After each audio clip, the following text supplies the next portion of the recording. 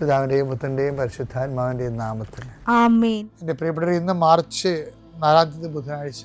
അമ്മേ പരിശുദ്ധ അമ്മേ, അമ്മേ പരിശുദ്ധമേ, ദൈവമാതാവേ, കൃപാസനത്തിലൂടെ ഞങ്ങളുടെ ദേശത്തിനും അമ്മ മധ്യസ്ഥം തേടി തന്ന എല്ലാ അനുഗ്രഹങ്ങൾക്കും കൃപകൾക്കും ഞങ്ങളിപ്പോൾ ഹൃദയം നിറഞ്ഞ നന്ദി പറയുന്നു. അമ്മേ പരിശുദ്ധമേ, ദൈവമാതാവേ, 2004 ഡിസംബർ 7 ഉച്ചകഴിഞ്ഞ് 2:30 കൃപാസനത്തിൽ സംഭവിച്ച അമ്മയുടെ പ്രത്യക്ഷപ്പെടലിനെ കുറിച്ച് തിരുസഭയ്ക്ക് സമർപ്പിച്ചിരിക്കുന്ന പഠനരേഖകളുടെ മേൽ സഭാത്മകമായ പഠനം ആരംഭിക്കുവാൻ ഞങ്ങൾ പ്രാർത്ഥിക്കുന്നു. അമ്മേ പരിശുദ്ധമേ, ഭൂസ്വർലോകങ്ങളുടെ രാജ്ഞിയായ അങ്ങേയ്ക്ക് ഭൗമസംരക്ഷണത്തിനായി പ്രപഞ്ചപ്രകൃതിയെ തന്നെ തിരുസഭ പ്രതിഷ്ഠിക്കുവാൻ ഈ പ്രത്യക്ഷീകരണം വഴി ഇടയാക്കണമേ. പരിശുദ്ധമേ, ജപമാല മാതാവേ, സകല കൃപാസനം പ്രാർത്ഥനയോടും ചേർത്ത് ഞങ്ങളിപ്പോൾ പ്രാർത്ഥിക്കുന്ന ഈ കുടുംബത്തിന്റെ പ്രത്യേക നിയോഗം പറ മക്കളെ.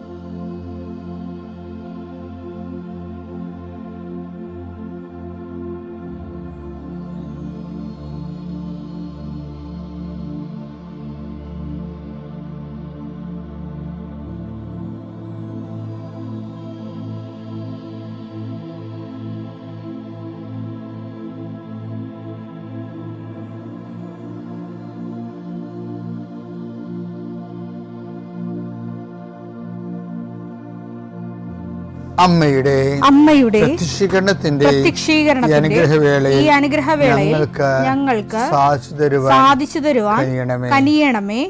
ആമേൻ. വിശ്വാസ പ്രമാണം. സർവശക്തനായ പിതാവും ആകാശത്തിന്റെയും ഭൂമിയുടെയും സൃഷ്ടാവുമായ ദൈവത്തിൽ ഞാൻ വിശ്വസിക്കുന്നു. അവിടുത്തെ ഏകപുത്രനും ഞങ്ങളുടെ കർത്താവുമായ ഈശോമിശിഹായിലും ഞാൻ വിശ്വസിക്കുന്നു. ഈ പുത്രൻ പരിശുദ്ധാത്മാവിനാൽ ഗർഭസ്ഥനായി കന്യകാമറിയത്തിൽ നിന്ന് പിറന്ന് പൊന്തിയോസ് പീലാത്തോസിന്റെ കാലത്ത് പീഡകൾ സഹിച്ച് കുരിശിൽ തറയ്ക്കപ്പെട്ട് മരിച്ച് അടക്കപ്പെട്ട് പാതാളങ്ങളിൽ ഇറങ്ങി മരിച്ചവരുടെ ഇടയിൽ നിന്ന് 3-ാം നാൾ ഉയർത്ത് സ്വർഗത്തിലേക്ക് എഴുന്നള്ളി സർവശക്തിയുള്ള പിതാവായ ദൈവത്തിന്റെ വലതുഭാഗത്തിരിക്കുന്നു. അവിടെ നിന്ന് ജീവിക്കുന്നവരെയും മരിച്ചവരെയും വിധിക്കുവാൻ വരുമെന്നും ഞാൻ വിശ്വസിക്കുന്നു. പരിശുദ്ധാത്മാവിലും ഞാൻ വിശ്വസിക്കുന്നു.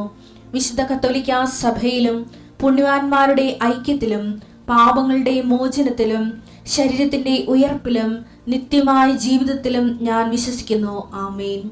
സുഖസ്ഥനായ ഞങ്ങളുടെ പിതാവേ, അങ്ങയുടെ നാമം പൂജിതമാകണമേ. അങ്ങയുടെ രാജ്യം വരണമേ. അങ്ങയുടെ തിരുമനസ് സ്വർഗത്തിലെ പോലെ ഭൂമിയിലും ആകണമേ. അന്നു വേണ്ടുന്ന ആഹാരം ഇന്ന് ഞങ്ങൾക്ക് തരണമേ. ഞങ്ങളോട് തെറ്റ് ചെയ്യുന്നവരോട് ഞങ്ങൾ ക്ഷമിക്കുന്നത് പോലെ ഞങ്ങളുടെ തെറ്റുകൾ ഞങ്ങളോടും ക്ഷമിക്കണമേ. ഞങ്ങളെ പ്രലോഭനത്തിൽ ഉൾപ്പെടുത്തരുതേ, തിന്മയിൽ ഞങ്ങൾ രക്ഷിക്കണമേ. ആമേൻ. നന്മ നിറഞ്ഞ മറിയമേ, സ്വസ്തി. കർത്താവ് അങ്ങയുടെ കൂടെ സ്ത്രീകളിൽ അങ്ങ് അനുഗ്രഹിക്കപ്പെട്ടവളാകുന്നു. അങ്ങയുടെ ഉദരത്തിൻ ഫലമായി ഈശോ അനുഗ്രഹിക്കപ്പെട്ടവനാകുന്നു. പരിശുദ്ധ മറിയമേ, തമ്പുരാന്റെ അമ്മേ, പാപികളായ ഞങ്ങൾക്ക് വേണ്ടി ഇപ്പോഴും ഞങ്ങളുടെ മരണസമയത്തും തമ്പുരാനോട് അപേക്ഷിക്കണമേ. ആമേൻ. എൻ്റെ കർത്താവിൻ്റെ ഉന്നതമായ നാമത്തിൽ സഭയുടെ അധികാരത്തെ കുരിശിൻ്റെ അടയാളത്തിൽ ദൈവത്തിൻ്റെ ശക്തിയാൽ 40 വർഷം ഞാൻ അർപ്പിച്ച കൃപാനയുടെ യോഗ്യതയാൽ കൃപാസ്ഥാനത്താറെ ജീവനോടെ പ്രത്യക്ഷപ്പെട്ട പരിശുദ്ധ അമ്മയുടെ മാധ്യസ്ഥത്തിലെ ഞാൻ ഓരോ കുടുംബത്തെ ആശ്രയിച്ച് പ്രാർത്ഥിക്കുന്നു. ദൈവത്തിലെ നിന്റെ കയ്യിരിക്കുന്ന എല്ലാ വസ്തുക്കളുടെ പ്രമാണങ്ങൾ കയ്യിലുണ്ടെങ്കിൽ എടുക്കുക, സർട്ടിഫിക്കറ്റുകളുണ്ടെങ്കിൽ എടുക്കുക, എവിടെയും കൊടുക്കാനുള്ള ആപ്ലിക്കേഷൻസ് ഉണ്ടെങ്കിൽ എടുക്കുക. ദൈവത്തിലെ നീ എവിടെയെങ്കിലും പോകുന്നുണ്ടെങ്കിൽ നിന്റെ പാസ്പോർട്ടോ വിസയുടെ കോപ്പിയോ എയർ ടിക്കറ്റോ എന്താണ് നിന്റെ കയ്യിലുള്ളത്, ഇപ്പോൾ എടുക്കുക. ദൈവത്തിലെ എവിടെയും കൊടുക്കാനുള്ള ആപ്ലിക്കേഷൻസ് ഉണ്ടെങ്കിൽ അത് എടുക്കുക. കൃപാസനം മാതാവിനെ കാണിച്ചുകൊണ്ട് പ്രാർത്ഥിക്കുക. ഞാനിപ്പോൾ നിന്നെ ആശ്രയിച്ച് പ്രാർത്ഥിക്കുകയാണ്. കർത്താവേ, സിവിൽ പോയിൻ്റ് കുറഞ്ഞതിൻ്റെ പേര് ജോലി കിട്ടാത്തവരുണ്ട്, ജപ്തിയാകാൻ പോകുന്നവരുണ്ട്. ആ പത്രങ്ങളെല്ലാം രേഖകളെല്ലാം നിന്റെ നാമത്തെ ഞാൻ ആശീർവദിക്കാൻ പോവുകയാണ്. കർത്താവ്, രേഖകൾ കയ്യിലില്ല, പക്ഷെ മനസ്സിൽ ആ രേഖ ഓർത്ത് പ്രാർത്ഥിക്കുന്നുണ്ട്. ഇപ്പം എടുക്കാൻ പറ്റാത്ത ആ രേഖ എൻ്റെ കയ്യിലുണ്ടായിരുന്നെങ്കിൽ എന്ന് ആഗ്രഹിച്ച് വിഷമിക്കുന്നവരുണ്ട്. കർത്താവെ, ആ രേഖ എവിടെയാണ് ഇരിക്കണത്? അവിടെ നിന്റെ തിരുമുറിവാർന്ന് വലത് കരുത്താൻ ആ രേഖയെ സ്പർശിക്കണമേ. മാതാവിൻ്റെ മധ്യസ്ഥത്തിൽ പ്രാർത്ഥിക്കുന്നു. അവരെന്താണ് ഉദ്ദേശിക്കുന്നത്, അതുകൊണ്ട് അത് നിറവേറാൻ കർത്താവ് അനുവദിക്കട്ടെ. കർത്താവ്, ജോലി നഷ്ടപ്പെട്ടു പോരണവരെ, ഉപേക്ഷിച്ച് പോണവരെ, രാജ്യത്ത് ജീവിക്കാൻ പറ്റാതെ പോണവരെ, പരീക്ഷയെ ഒരുങ്ങിക്കൊണ്ടിരിക്കുന്ന മക്കളെ, പരീക്ഷയുടെ ഹോൾ ടിക്കറ്റ് കയ്യിലുണ്ടെങ്കിൽ മക്കൾ എടുക്കുക. അല്ലെങ്കിൽ നിങ്ങളത് മനസ്സിൽ ഓർക്കുക. പഠിക്കാൻ പറ്റാത്ത വിഷയങ്ങളുണ്ട്, ആ വിഷയവുമായിട്ട് ബന്ധപ്പെട്ട വിഷയങ്ങൾ മക്കൾ കയ്യിലെടുക്കുക. എൻ്റെ കർത്താവിൻ്റെ ഉന്നതമായ നാമത്തിൽ, സഭയുടെ അധികാരത്തിൽ, കുരിശിൻ്റെ അടയാളത്തിൽ, ദൈവത്തിൻ്റെ ശക്തിയാൽ നിൻ്റെ എല്ലാ ജീവിത തടസ്സങ്ങളെയും, നീ ആഴ്ച നേരിടാൻ പോകുന്ന മുഴുവൻ ദോഷങ്ങളെ ഈശോ നാമത്തിൽ ബന്ധിക്കുന്നു. പിതാപുത്രനും പരിശുദ്ധാത്മാശ്വരൂപ നീക്കുവാമേ. എൻ്റെ പ്രിയപ്പെട്ടവർ, ഞാൻ ഇന്നലെ നിങ്ങളോട് പറഞ്ഞില്ലേ, ഒരു കാര്യം നമുക്ക് ചെയ്യാൻ പറ്റാതെ ഇടം വരുമ്പോൾ അതിൻ്റെ അർത്ഥം എന്താണ്? അത് നമ്മൾ ചെയ്യാനുള്ളതല്ല, അത് ദൈവം ചെയ്യാനുള്ളതാണ്. അതുകൊണ്ട് അമ്മയും വിളിച്ചുകൊണ്ട് ദിവ്യകാരുണ്യത്തിൽ പോകണമെന്നല്ല ഇന്നലെ പറഞ്ഞത്. ഇനി ഈശോ ഇങ്ങനെയുള്ള എടുത്താൽ പൊങ്ങാത്ത കാര്യം എങ്ങനെ ചെയ്യണമെന്ന് ഈശോ പറയുന്നുണ്ട്. അതെന്താണ്? അപ്പനെ കൊണ്ട് ജയിക്കണമെന്ന് ഈശോ പറയണത്. എടുത്താൽ പൊങ്ങാത്ത കാര്യം, അതുപോലെ വലിയ കാര്യങ്ങളില്ലേ, അതെന്ത് ചെയ്യണം? അത് അപ്പനെ കൂടി അതിൻ്റെ അകത്ത് കൂട്ടി ഇറക്കണമെന്ന്. യോഹന്നാൻ 14:10 ഞാൻ പിതാവിലും പിതാവ് എന്നിലുമാണെന്ന് നീ വിശ്വസിക്കുന്നില്ലേ? ഞാൻ നിങ്ങളോട് പറയുന്ന വാക്കുകൾ സ്വമേധയാ പറയുന്നതല്ല.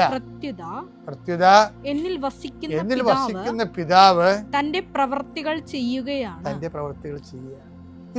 ഇതൊരു ഭയങ്കര രസമുള്ളൊരു ഇക്വേഷനാണ്. അതായത് നമ്മൾക്ക് ഒരു കാര്യം എടുത്താൽ പൊങ്ങാതെ വന്നാൽ നമ്മൾ തന്നെ അതിൻ്റെ അകത്ത് കഷ്ടപ്പെട്ട് എടുക്കണമെന്നല്ല. അതിനർത്ഥം ദൈവത്തെ ആ ലിഫ്റ്റിങ്ങിൽ പങ്കാളിയാക്കണമെന്നാണ്. അപ്പം ചില കാര്യങ്ങൾ മനുഷ്യന് എന്തും ചെയ്യാൻ പറ്റുമെന്നുള്ളതാണ് എനിക്ക് മനസ്സിലായത്. ഞാൻ ഓർക്കുകയും ഈ ഫ്രാൻസിസ് അസീസിയൊക്കെ ഇല്ലേ, 45 വർഷമേ ജീവിച്ചിട്ടുള്ളൂ. ആ ഫ്രാൻസിസ് സേവിയർ 45 വർഷമേ ജീവിച്ചിട്ടുള്ളൂ. ഈ രണ്ട് കക്ഷികളും അവരുടെയൊക്കെ പേരിൽ എന്തുമാത്രം അത്ഭുതങ്ങളും എന്തുമാത്രം സഭാപ്രവർത്തനങ്ങളാണ് നടക്കുന്നത്. അവരാണ് ചെയ്യണത്, അതല്ല. അവരിൽ ക്രിസ്തു വസിച്ചുകൊണ്ട് ക്രിസ്തു ചെയ്യുന്ന കാര്യങ്ങളാണ്. ഇതിലെ കുറച്ചൊക്കെ മരിക്കുമ്പോൾ 24 വയസ്സേ ഉള്ളൂ. ഇപ്പം നമുക്ക് കാർലോ അക്വിറ്റസ് ദിവ്യകാരുണ്യത്തിൻ്റെ സ്വന്തം വിശുദ്ധനാണ്. അപ്പം അവരെന്താ ചെയ്തിരുന്നത്? എൻ്റെ ദൈവത്തിലെ ഇങ്ങനെ 60 കൊല്ലമേ 90 കൊല്ലമേ വിശ്വാസിയായി ജീവിക്കണമല്ല. അക്വിറ്റസിനൊക്കെ പോലെയൊക്കെ 15 കൊല്ലം ജീവിച്ചാൽ മതി. അത് അക്വിറ്റസൊക്കെ ഉയർത്തുന്ന ആവേശം എന്നുകൊണ്ട് നിസ്സാര ആവേശമല്ല, വെറും 15 കൊല്ലം ജീവിച്ചാൽ മതി. പക്ഷെ ജീവിക്കുമ്പോൾ അത് ഒന്നൊന്നര ജീവിതമായിരിക്കണം. അവരൊക്കെ വിശ്വാസം ഉറക്കണമെങ്കിലേ, എനിക്ക് അക്വിറ്റസിനൊക്കെ ഉണ്ട് 6ാമത്തെ വയസ്സിൽ തന്നെ വിശ്വാസം ഉറച്ച ആൾക്കാർ. അവരതല്ലേ എല്ലാ നിമിഷവും ഈ ദിവ്യകാരുണ്യത്തിനെ കുറിച്ച് ചിന്തിക്കുകയും ആലോചിക്കുകയും ദിവ്യകാരുണ്യം തലക്കടിക്കുകയും അതനുസരിച്ച് അതിൻ്റെ പുകഴ്ചയ്ക്ക് വേണ്ടി പ്രവർത്തിക്കുകയും പ്രാർത്ഥിക്കുകയൊക്കെ ചെയ്തുകൊണ്ട് കർത്താവിൻ്റെ കൂടെ ജീവിക്കുകയാണ്. അപ്പോൾ എന്താണ്? അവരിലൂടെ കർത്താവ് പ്രവർത്തിക്കുകയാണ്. ഈശോ അങ്ങനെ പറഞ്ഞിട്ടുണ്ട്, നിങ്ങൾ എൻ്റെ കൽപ്പന പാലിച്ച് എന്നിൽ വസിക്കുന്ന പോലെ, അല്ലേ? സുഭാഷിതം 13:22. ഉത്തമനായ മനുഷ്യൻ തൻ്റെ അവകാശം തലമുറകളിലേക്ക് കൈമാറുന്നു. ഈ അവർ ജീവിച്ചിരുന്ന കാലത്ത് അവരിലൂടെ ഈശോ എന്താ പറഞ്ഞത്? ഞാൻ എൻ്റെ പിതാവിൻ്റെ കൽപ്പനകൾ പാലിച്ച് അവിടുത്തെ സ്നേഹത്തിൽ വസിക്കുന്ന പോലെ എൻ്റെ കൽപ്പനകൾ പാലിച്ചാൽ നിങ്ങളും എൻ്റെ സ്നേഹത്തിൽ വസിക്കും. കഴിഞ്ഞ ദിവസം നമ്മൾ കണ്ടതാണിത്. ഇനി യോഹന്നാൻ 15:7 വായിച്ചേ.